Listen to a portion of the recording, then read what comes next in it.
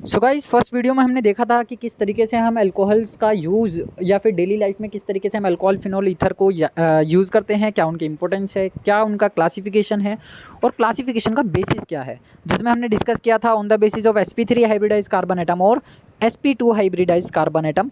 sp3 के अंदर हमने डिवाइड किया था, पहला आ गया था हमारे पास अल्काइल अल्कोहल्स, दूसरा आ गया था हमारे पास जिसमें अलाइलिक ग्रुप हमने पढ़ा था that is CH2 double bond CH2 double bond CH single bond CH2 और यहाँ पर जुड़ गया था हमारा OH ग्रुप।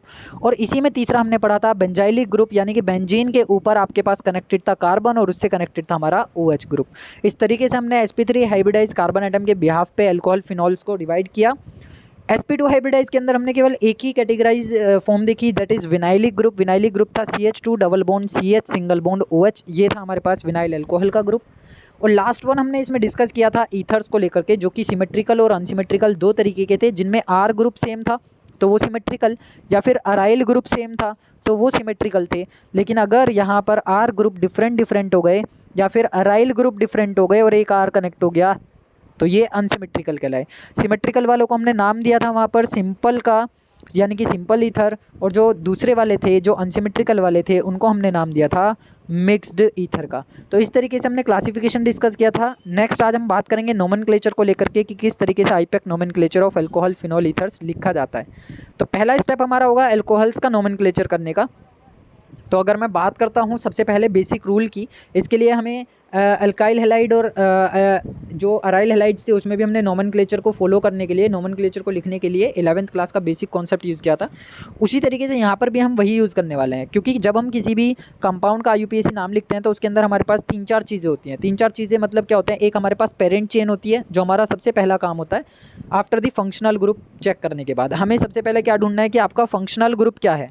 आप ये पता लगा लो कि वो फंक्शनल ग्रुप कौन सा कंटेन कर रहा है। तो लेकिन अभी हमने स्पेसिफिक कर रखा है, हम बात कर रहे हैं अल्कोहल्स को लेकर के या फिनोल्स को लेकर के, तो ये चीज़ हमें मालूम है कि यहाँ पर फंक्शनल ग्रुप OH ही आने वाला है।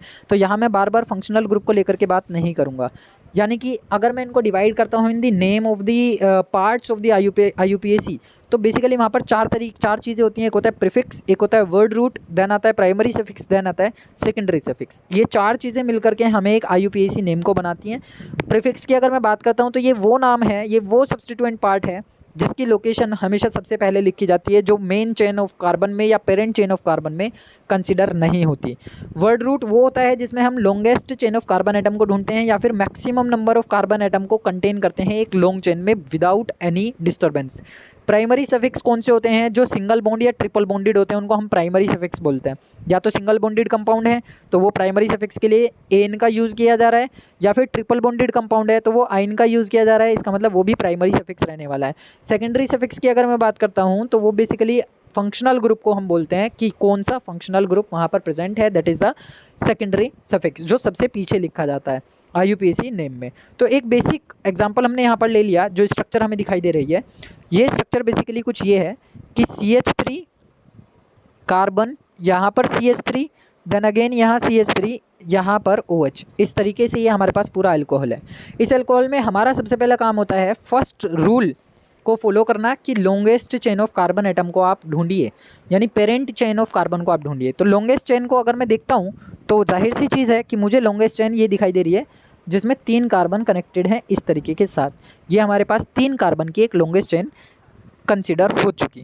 अब हमें बात करनी है नंबरिंग करने की। अच्छा, ये जो लॉन्ग चेन के अलावा जो बाकी की चीज़ें बची हुई हैं उनका नाम क्या है, इसका नाम हो गया फंक्शनल ग्रुप और इसका नाम हो गया साइड चेन। इसको हम क्या बोलने वाले हैं, साइड चेन। ये हमारी साइड चेन की तरह काम करती है, जो क्योंकि ये लॉन्ग चेन में या फिर मेन चेन में कंसिडर नहीं हुई है। अब मैं बात करूँ नंबरिंग करने की, तो नंबरिंग हमेशा वहाँ से की जाती है जहाँ से फंक्शनल ग्रुप सबसे पास पड़े। तो मेन चेन के अंदर नंबरिंग में कहीं से भी देखूँ OH ग्रुप दूसरे ही नंबर पे आ रहा है, देखो 1 2 देन 3, या फिर नीचे से नंबरिंग करता हूँ तो 1 2 और देन 3, हमेशा दूसरे नंबर पर ही OH ग्रुप हमें देखने के लिए मिल रहा है। तो इस केस में हम नंबरिंग किधर से भी कर सकते हैं। अगर फंक्शनल ग्रुप के अलावा मैं देखूँ साइड चेन को, तो हम नंबरिंग फंक्शनल ग्रुप के बाद ये देखते हैं कि साइड चेन कौन सी और किधर से पास पड़ रही है, तब हम उसकी नंबरिंग देते हैं।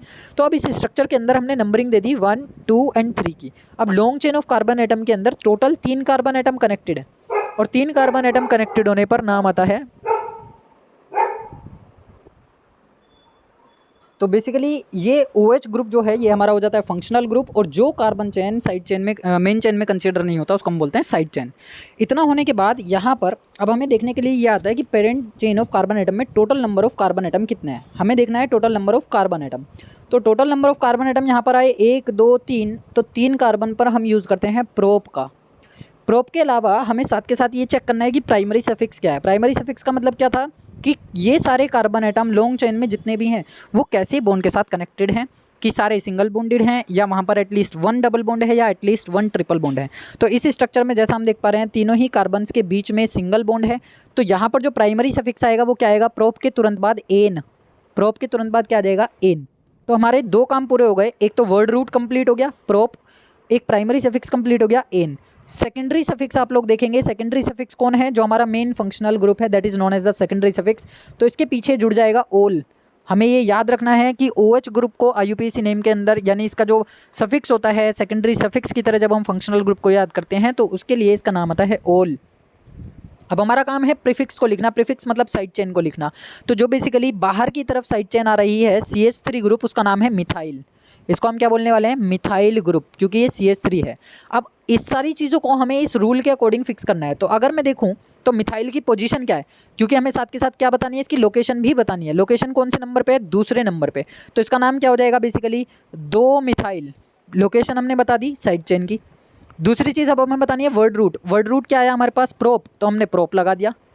थर्ड वन क्या आया, प्राइमरी सफिक्स। प्राइमरी सफिक्स हो गया एन।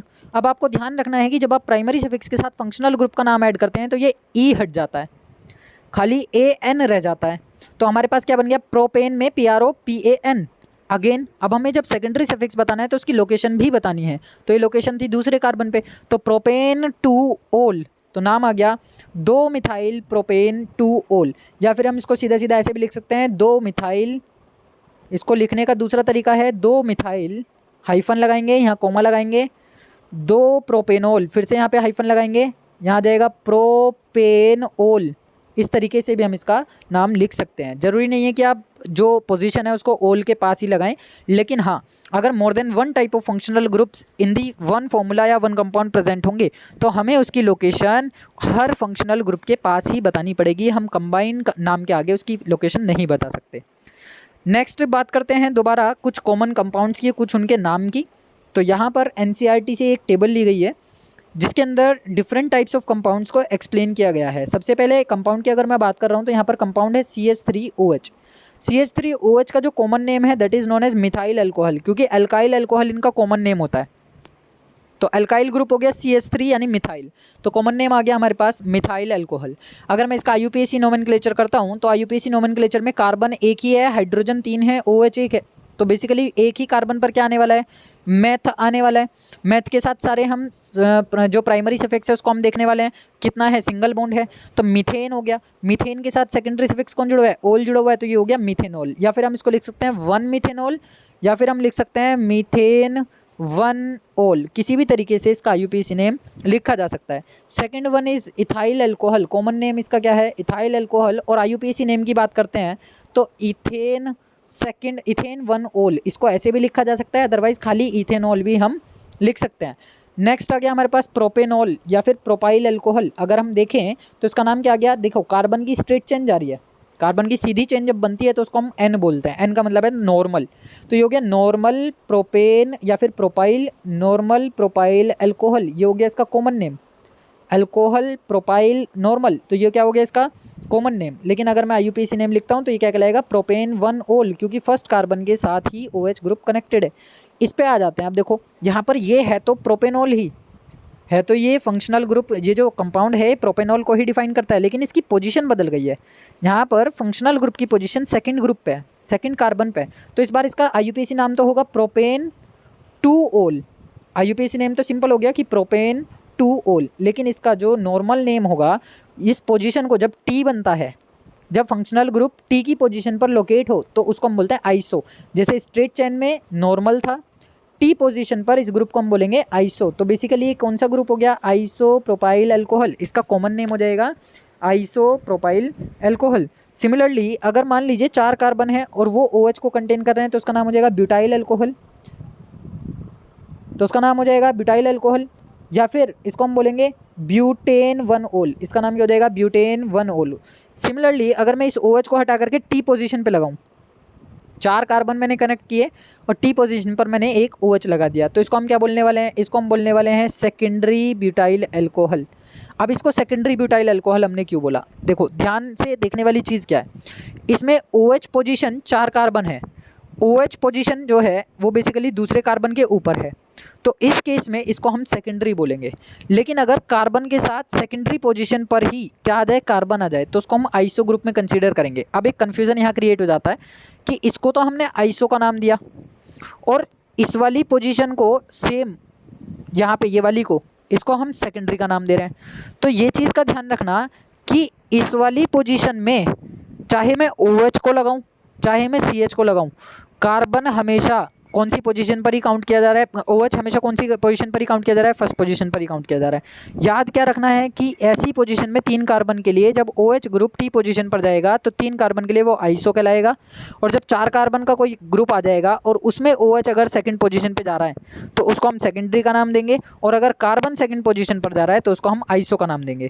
बस ये 3 कार्बन और 4 कार्बन की एक कन्फ्यूज़न क्रिएट कराने की चीज़ है कि 3 कार्बन में OH T पोजीशन पर है तो हमेशा वो रहेगा आइसो, 4 कार्बन में अगर OH सेकंड पोजीशन पर है तो वो रहेगा सेकेंडरी, और अगर कार्बन है सेकेंडरी पोजीशन पर या सेकंड कार्बन की पोजीशन पर वो रहेगा आइसो। सिमिलरली अगर 4 कार्बन को हम कनेक्ट करते हैं कुछ इस तरीके से, एक कार्बन यहाँ आ गया, यहाँ आ गया, यहाँ आ गया, और इसके साथ ये मैंने कनेक्ट कर दिया OH, तो ये 4 कार्बन एक प्लस का साइन बनाते हुए क्या हो रहे हैं, कनेक्टेड हो रहे हैं एक दूसरे के साथ। तो इस केस में हम इसको बोलते हैं टर्शरी ब्यूटाइल अल्कोहल, तो इसका नाम लिखा जाएगा TER और ब्यूटाइल अल्कोहल। अगर मैं इसके IUPAC नेम की बात करूं तो longest chain of carbon atom ये रही, अभी हम इसका नाम लिख करके आए हैं, तो ये दूसरी पोजीशन पे कनेक्टेड है, मिथाइल ग्रुप भी दूसरी पोजीशन पे है, तो 2 मिथाइल और प्रोपेन, और ये क्या बन गया 2 ओल, तो 2 मिथाइल प्रोपेन 2 ओल इसका IUPAC नेम हो जाएगा। सिमिलरली अगले की अगर मैं बात करता हूँ, अगले का IUPAC नेम कैसे लिखा जा सकता है, देखो कि ये हमारे पास पूरा फंक्शनल ग्रुप है।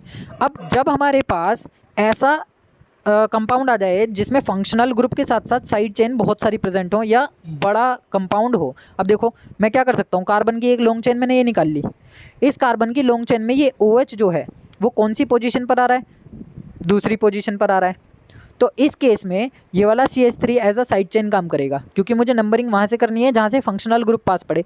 तो पहला कार्बन, दूसरा कार्बन, तीसरा कार्बन, चौथा कार्बन, पांचवा कार्बन, 5 कार्बन है, तो इसका कॉमन नेम तो हम इसलिए नहीं लिख सकते क्योंकि साइड चेन में कार्बन आ रहा है। अगर साइड चेन में कार्बन नहीं आता तो हम इसका नाम लिख सकते थे बहुत आराम से, ना तो ये आइसो ग्रुप में कंसिडर हो रहा, ना ये नियो ग्रुप में कंसिडर हो रहा, ना ये नॉर्मल ग्रुप में कंसिडर हो रहा, इसलिए इसका नाम हम कॉमन नेम नहीं लिख सकते, इसका केवल IUPAC नाम लिखा जा सकता है। तो 5 कार्बन के लिए क्या आ गया, पेंट, सारे सिंगल बॉन्डेड हैं तो पेंटेन, दूसरी पोजीशन पर ओल आ रहा है तो पेंटेन 2 ओल हो गया, और चौथी पोजीशन पर मिथाइल ग्रुप है तो 4 मिथाइल पेंटेन 2 ओल, ये इसका क्या बन गया, IUPAC नेम बन गया। अगर मैं बात करूँ नेक्स्ट कंपाउंड की, तो नेक्स्ट कंपाउंड कुछ ऐसा है CH2OH देन CH2OH। अब इसका हम कॉमन नेम भी लिख सकते हैं और IUPAC नेम भी लिख सकते हैं, क्योंकि ये CH2 अगर डबल बॉन्डेड होता तो हम इसको बोलते इथीन, इसको हम बोलते इथीन। लेकिन अब ये कैसा हो गया, CH2 सिंगल बॉन्ड CH2 और एक वैलेंसी यहाँ एक वैलेंसी यहाँ, तो ये क्या बन गया, इथाइलिन, इसका नाम हो गया इथाइलिन। ये सब चीज़ें हमने एल्काइल हैलाइड में पढ़ी हैं। तो इथाइलिन ग्रुप के साथ पहले कार्बन और दूसरे कार्बन पर ग्रुप जुड़ा हुआ है OH, तो इसको हम बोलते हैं इथाइलिन 1,2 डाइओल। अब देखो सेम फंक्शनल ग्रुप 2 बार कनेक्टेड है एक ही फॉर्मूले के अंदर, एक ही कंपाउंड के अंदर, तो पहले तो हम उसके नंबर बताएंगे, पहला कार्बन दूसरा कार्बन, तो पहले कार्बन पर भी है दूसरे कार्बन पर भी है। अब वो जितनी बार आ रहा है उसके लिए हम एक सफिक्स यूज़ करते हैं, डाई, ट्राई, टेट्रा, पेंटा, हेक्सा। तो ये 2 बार आ रहा है तो इसके पीछे हम लगाएंगे डाई, तो ये बन गया 1,2, यहाँ पर नाम क्या है इथाइलिन, तो इथेन 1,2 डाइओल, इसका नाम क्या हो गया इथेन, क्योंकि IUPAC में एल्केन लिखा जाता है, तो इथेन 1,2 डाइओल, ये इसका IUPAC नेम हो गया। नेक्स्ट वन सिमिलर अगर मैं यहाँ देखूँ तो ये कंपाउंड के अंदर टोटल कितने कार्बन दिखाई दे रहे हैं, 4 कार्बन हमें दिखाई दे रहे हैं। 4 कार्बन होंगे तो क्या आएगा, ब्यूट आएगा, सिंगल बॉन्डेड है तो क्या आएगा, एन आएगा। तो 1 2 3 4 इस तरीके से हमने इसकी नंबरिंग कर ली, क्योंकि नंबरिंग उधर से करनी है जहाँ से फंक्शनल ग्रुप पहले पड़े। तो पहले कार्बन पर है 1, फिर 3, और फिर ये 2 बार आ रहा है तो इसलिए क्या लगाएंगे डाइओल, तो ब्यूटेन 1,3 डाइओल, इसका भी हम कॉमन नेम नहीं लिख सकते क्योंकि अगर मैं इसका कॉमन नेम लिखने जाऊँगा तो CH3 as a side chain काम करेगी। नेक्स्ट वन इसमें आ जाता है 3 कार्बन कनेक्टेड हैं, तीनों कार्बन पर OH कनेक्ट है, एक OH ये आ गया, एक OH ये आ गया, एक OH ये आ गया, तो इसका नाम हो गया प्रोपेन 1,2,3 ट्राईओल। इसका नाम क्या देगा? प्रोपेन 1,2,3 ट्राईओल। और इस फंक्शनल ग्रुप के साथ जब कंपाउंड हमारे सामने होता है तो इसको हम बोलते हैं ग्लिसरॉल या फिर ग्लिसरीन, जिसका हम यूज़ करते हैं अपनी डेली लाइफ में एज अ बॉडी लोशन या फिर ऐसी स्किन पर रब करने के लिए जहाँ पर स्किन बहुत ज़्यादा रफ हो जाती है। नेक्स्ट आ जाता है जो नोमेनक्लेचर है फिनॉल्स का, कि फिनॉल को किस तरीके से हम नोमेनक्लेट कर सकते हैं। तो नोमेनक्लेचर करने के लिए फिनॉल में बहुत सिंपल चीज़ है, जैसा अभी हमने अल्कोहल्स में देखा, फिनॉल की रिंग है आपके पास, उसके साथ OH ग्रुप जुड़ा हुआ है तो ये तो नॉर्मल फिनॉल कहलाएगा। लेकिन अगर इस फिनॉल ग्रुप के ऊपर एक कार्बन एक्स्ट्रा हो गया, यानी एक मिथाइल ग्रुप एक्स्ट्रा हो गया, तो उसको हम क्या बोलने वाले हैं? पोजीशन चेक करेंगे यहाँ से हमेशा, तो ये पहला कार्बन रहने वाला है क्योंकि फंक्शनल ग्रुप जहाँ से जुड़ा हुआ है वो ही कार्बन फर्स्ट रहेगा। ये कौन सा कार्बन हो गया? दूसरा, फिर ये तीसरा, फिर ये चौथा, फिर ये पाँचवा और ये छठा। तो दूसरे कार्बन पर जुड़ रहा था मिथाइल, तो इसका नाम हो गया 2 मिथाइल फिनॉल। इसका नाम क्या बन गया? 2 मिथाइल फिनॉल, IUPAC नेम हो गया। सिमिलरली यहाँ से अगर मैं काउंट करता हूँ तो 1 2 3, यहाँ पर ये जुड़ा हुआ है 3 तीसरी पोजीशन पर, तो 3 मिथाइल फिनॉल। ऐसे ही यहाँ पर अगर मैं देखूँ तो 1 2 3 4, तो ये कौन सी पोजीशन पर जुड़ गया? चौथी पोजीशन पर, तो ये बन गया 4 मिथाइल फिनॉल। अब अगर एक ही फिनॉल में यानी कि एक ही बेंजीन के ऊपर 2 अल्कोहलिक ग्रुप जुड़े हुए हों तो वो कहलाते हैं डाईहाइड्रोक्सी डेरिवेटिव। और डाईहाइड्रोक्सी डेरिवेटिव्स में नाम आता है डाईओल का। अब डाईओल को कैसे लिखूंगा मैं? जैसे, तो नाम आता है डाईओल का। अब डाईओल को मैं कैसे लिखूंगा? जैसे कि मैंने बेंजीन रिंग के ऊपर OH और OH जोड़ रखा है, तो आप कोई से भी कार्बन को फर्स्ट कंसिडर कर सकते हैं। अब मान लो मैंने इसको फर्स्ट कंसिडर किया तो ये सेकंड हो गया। टोटल नाम क्या है? बेंजीन का है, लेकिन पहली और दूसरी पोजीशन पर कौन है? OH है, तो बेंजीन 1,2 डाइओल। सिमिलरली अगर यहाँ से मैं काउंट करता हूँ तो 1 2 3, तो 1 और 3 पर आ रहा है OH ग्रुप और बेंजीन रिंग है, तो बेंजीन 1,3 डाइओल। सिमिलरली यहाँ पर क्या आ जाएगा? Benzene 1,4 diol. तो ये तब हो गया जब हमारे पास डाईहाइड्रोक्सी डेरिवेटिव होता है। नेक्स्ट आ जाता है नोमेनक्लेचर ऑफ ईथर। तो ईथर का नोमेनक्लेचर बहुत आसान है। इसके लिए हमें क्या चेक करना है? हमारे पास जो रिंग होती है, जो चेन होती है, वो कुछ इस टाइप की है, ROR। इनमें से पहला वाला जो होता है वो होता है एल्कोक्सी और दूसरा वाला जो होता है वो होता है एल्केन। अब पहला और दूसरा हम किसको कंसीडर करते हैं? पहला यानी एल्कोक्सी हम उसको कंसीडर करते हैं जिधर की तरफ कार्बन के नंबर कम होते हैं, चाहे वो राइट साइड में हो चाहे वो लेफ्ट साइड में हो। और एल्केन को हम हमेशा उसे कंसीडर करते हैं जिसमें एल्काइल ग्रुप का नंबर बड़ा हो। यानी अगर मैं एक बेसिक एग्जांपल लेता हूँ CH3CH2O CH2CH2 CH3 का, तो यहाँ पर नंबर ऑफ कार्बन एटम है 2, यहाँ पर नंबर ऑफ कार्बन एटम है 3। तो जिधर नंबर ऑफ कार्बन एटम कम है उसको हम एल्कोक्सी बोलते हैं और जिधर नंबर ऑफ कार्बन एटम ज़्यादा है उसको हम एल्केन बोलते हैं। तो इधर कितने एल्क हैं? इधर 2 एल्क हैं। 2 एल्क का मतलब हो गया एथ, तो एथ के आगे क्या जोड़ना है मेरे को? ऑक्सी, तो इसका नाम हो गया इथॉक्सी। और यहाँ पर क्या आ रहा है? एल्केन, तो एल्क क्या है? प्रोप, तो प्रोपेन। अब क्योंकि पहले ही कार्बन पे O ग्रुप जुड़ा हुआ है दोनों साइड से, इधर भी और इधर भी, तो इसका नाम हो गया 1 इथॉक्सी प्रोपेन। इस तरीके से हम ईथर का क्लासिफिकेशन नोमेनक्लेचर करते हैं। अगर मैं कुछ और कॉमन ईथर्स के नाम देखूँ तो वो किस, दोनों तरफ इक्वल कार्बन हो तो अब कुछ कॉमन केसेस यहाँ पर ऐसे भी आ जाते हैं कि अगर दोनों ही तरफ कार्बन के नंबर सेम हो तो उसको हम कॉमन नेम में या फिर जो इनका नॉर्मल नेम होता है उसको तो हम बोलते हैं डाई एल्काइल ईथर। अगर हमारे पास same number of carbon atom connected होते हैं तो उनका कॉमन नेम होता है डाई एल्काइल ईथर। यानी सबसे पहले एग्जांपल की जब मैंने बात करी तो यहाँ पर दोनों तरफ सेम कार्बन कनेक्टेड है, CH3OCH3, तो इसका नाम हो गया डाई मिथाइल ईथर। एल्काइल की जगह आ जाएगा मिथाइल। दूसरे की मैं बात करूँ कॉमन नेम की तो इसका नाम हो जाएगा डाई इथाइल ईथर। अगर मैं बात करता हूँ दोनों तरफ बेंजीन रिंग कनेक्टेड हो, दोनों ही तरफ यहाँ पर मैंने क्या कनेक्ट कर दिया? बेंजीन की रिंग कनेक्ट कर दी, तो ये बन जाएगा डाई फिनाइल ईथर। तो जब सेम फंक्शनल ग्रुप होगा तो कॉमन नेम क्या आने वाला है हमारे पास? डाई एल्काइल ईथर या फिर डाई फिनाइल ईथर। लेकिन IUPAC नेम में क्या होगा? IUPAC नेम में अब आप इधर वाले को चाहे एल्कोक्सी बोलो चाहे इधर वाले को एल्कोक्सी बोलो, कोई फ़र्क नहीं पड़ता, फॉलो हमें एल्कोक्सी एल्केन को ही करना है। तो नाम हो जाएगा मिथॉक्सी मीथेन, या फिर इधर से बोल लो मिथॉक्सी मीथेन। ऐसे ही सेकंड में इथॉक्सी ईथेन, या फिर इधर से बोल लो इथॉक्सी ईथेन। थर्ड वाले में देखो कम कार्बन को हम मिथॉक्सी बोलते हैं, मतलब एल्कोक्सी बोलते हैं, तो ये हो गया मिथॉक्सी। ज़्यादा कार्बन वाले को हम एल्केन बोलते हैं, तो ये बन गया प्रोपेन। सेकंड वन देखो यहाँ पे क्या है हमारे पास, एक कार्बन है तो ये हो गया मिथॉक्सी, और इधर 6 कार्बन है तो ये क्या बन गया, हेक्सोक्सी। तो इसको हम बेसिकली मिथॉक्सी बेंजीन बोलेंगे, हेक्सोक्सी एल्केन हेक्सेन ना लिख करके इसको हम बेंजीन क्यों बोल रहे हैं, क्योंकि 6 कार्बन के साथ 6 ही हाइड्रोजन कनेक्टेड है। यहाँ पर ये चीज़ ध्यान देना कि 6 के साथ 5 हैं तो ये फिनाइल ग्रुप होता है। यहाँ पर 6 के साथ अगर 14 होते, 13 होते, 6 कार्बन और 13 हाइड्रोजन, तो ये हेक्सेन कहलाता। लेकिन यहाँ पर 6 कार्बन के साथ 5 हाइड्रोजन है, यानी कि एक बेंजीन रिंग है। तो ये बेंजीन रिंग को कनेक्ट हुआ, ये O कनेक्ट हुआ, ये CH3 कनेक्ट हुआ, तो ये हो गया मिथॉक्सी और ये क्या बन गया, बेंजीन। नेक्स्ट इसी तरीके से ये हो गया इथॉक्सी बेंजीन। नेक्स्ट इसी तरीके से अगर मैं इसकी बात करता हूँ तो देखो यहाँ पर कैसे कनेक्टेड है, एक बेंजीन की रिंग है, यहाँ कार्बन है, सॉरी ऑक्सीजन है। इस ऑक्सीजन के साथ पहले CH2 ग्रुप जुड़े हुए हैं 6, फिर उसके साथ एक जुड़ा हुआ है CH3 ग्रुप। तो इसमें क्या नाम आने वाला है, टोटल कार्बन काउंट करो, इधर कितने कार्बन हो गए 7, इधर कितने कार्बन रह गए 6, तो इस बार ऑक्सी में काउंट होगा फिनॉक्सी।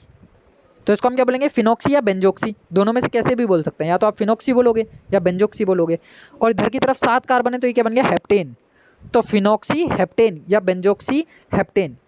सिमिलरली यहाँ आ जाते हैं तो इधर कितने कार्बन है, 3, पूरा का पूरा ग्रुप चेक करना है क्योंकि हमें total number of carbon atom check करना है। और इधर कितने कार्बन है, 1, तो नाम हो गया मिथॉक्सी प्रोपेन। अब नाम जब हम देते हैं तो बेसिकली हमें देखना होता है कि नाम के आगे जो उसकी लोकेशन है वो किस तरीके से काउंट होने वाली है।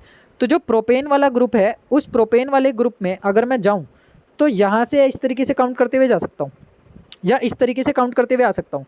तो दूसरे कार्बन पर कनेक्टेड है O ग्रुप, तो इसलिए नाम आ गया 2 मिथॉक्सी प्रोपेन। इस तरीके से ये चीज़ें होंगी। नेक्स्ट वन आ जाता है हमारे पास ये वाला, जिसमें हमारे पास इधर देखो ज़्यादा number of carbon atom connected है। कितने हैं टोटल, 1 2 3 4 5, टोटल हो गए 5। और इधर की तरफ कितने हैं, 6। अब जब हम ऐसी पोजीशन पे आते हैं तो हम इस वाले पूरे फंक्शनल ग्रुप में CH3 को एज ए साइड चेन ही काउंट करेंगे। पूरी लॉन्गेस्ट चेन ये हो गई हमारे पास। नॉर्मल IUPAC के रूल को अब हम फॉलो करने वाले हैं। तो बेसिकली क्या होने वाला है, देखो ध्यान से कि ये हमारा साइड चेन है जो कि मिथाइल ग्रुप कहलाया। 4 कार्बन की लॉन्ग चेन हो गई जो कि क्या कहलाई, ब्यूट कहलाई। और 6 कार्बन की एक चेन और हो गई जो क्या कहलाई, बेंजीन के लिए 6 कार्बन की फिनाइल कहलाई। लेकिन 4 कार्बन वाली को हम बोलते हैं ऑक्सी क्योंकि कम नंबर ऑफ कार्बन एटम है। तो 2 मिथाइल, ये हो गया ब्यूटोक्सी, और ये हो गया हमारे पास बेंजीन। तो 2 मिथाइल ब्यूटोक्सी बेंजीन, इस तरीके से इसका IUPAC नेम लिखा जाएगा। अगर मैं साइक्लिक कंपाउंड की बात करूं, ये तो हो गए हमारे पास स्ट्रेट चेन वाले। साइक्लिक कंपाउंड की अगर मैं बात करता हूं तो ये मेरे पास एक साइक्लिक कंपाउंड है जिसमें एक कार्बन पे OC2H5 जुड़ा हुआ है, एक CH3 जुड़ा हुआ है, दूसरे भी CH3 जुड़ा हुआ है। तो नंबरिंग मुझे कहाँ से करनी है, नंबरिंग का ध्यान देना। नंबरिंग उस कार्बन से दूंगा जिससे O जुड़ा हुआ है। तो पहला कार्बन हो गया, ये दूसरा कार्बन हो गया, दूसरे कार्बन पर 2 बार मिथाइल ग्रुप जुड़ा हुआ है तो मैं बोलूँगा 2, यानी कि दूसरे ग्रुप पे ये हमारे पास क्या जुड़ा हुआ है, 2 बार मिथाइल ग्रुप जुड़ा हुआ है तो डाई मिथाइल हो गया। इसको हम क्या बोलने वाले हैं, डाई मिथाइल बोलने वाले हैं। और ये वाला जो ग्रुप है वो क्या कहलाएगा, 2 कार्बन का ग्रुप कहलाएगा। अच्छा, अब पूरा का पूरे स्ट्रक्चर को अगर मैं काउंट करूँ तो इधर 2 कार्बन है, इधर की तरफ टोटल 6 कार्बन है। तो ये वाला जो कम कार्बन वाला ग्रुप है इसको मैं इथॉक्सी बोलने वाला हूँ। तो ये ग्रुप क्या कहलाया, इथॉक्सी। कम कार्बन को हमेशा ऑक्सी कंसीडर करना है। और दूसरा जो फंक्शनल ग्रुप बचा हुआ है वो हमारे पास, उसमें हम IUPAC नेम नोमेनक्लेचर को फॉलो करेंगे। तो अगर मैं इस वाले ग्रुप को लिखूँ डाई मिथाइल तो ये हो गया 1,1 डाई मिथाइल। 1,1 डाई मिथाइल के साथ ये कैसा कंपाउंड है, साइक्लिक कंपाउंड है, तो इसके लिए हम यूज़ करते हैं साइक्लो। और 6 कार्बन कंसिस्ट हो रहे हैं इसलिए हम यूज़ कर रहे हैं हेक्सेन। तो नाम आ गया, दूसरे कार्बन पर OC2H5 कनेक्टेड हो रहा है बेंजीन रिंग के अंदर, तो 1,1 डाई मिथाइल साइक्लोहेक्सेन से पहले 2 इथॉक्सी को हम प्लेस देंगे क्योंकि ऑक्सी पहले आएगा और एल्केन बाद में आएगा। तो बेसिकली ये था हमारे पास नोमेनक्लेचर ऑफ ईथर्स, अल्कोहल्स और फिनॉल्स, किस तरीके से हम नोमेनक्लेचर करते हैं। यहाँ पर ये नोमेनक्लेचर हो जाता है ख़त्म। अब इस नोमेनक्लेचर से रिलेटेड कुछ IUPAC कंपाउंड्स, IUPAC सिस्टम्स यहाँ पर गिवन है। ये एज अ होमवर्क आप लोगों को IUPAC नोमेनक्लेचर करना है इन कंपाउंड्स का। और कहीं पर अगर प्रॉब्लम आती है स्ट्रक्चर्स में IUPAC नोमेनक्लेचर करने में तो इनका IUPAC नोमेनक्लेचर करके कमेंट बॉक्स में कमेंट कीजिए। अगर फिर भी कोई डाउट आता है तो हमें आप पर्सनली बता सकते हैं कमेंट करके, अदरवाइज़ कोई इशू नहीं होगा तो हम नेक्स्ट वीडियो में आगे के टॉपिक्स को कवर करेंगे।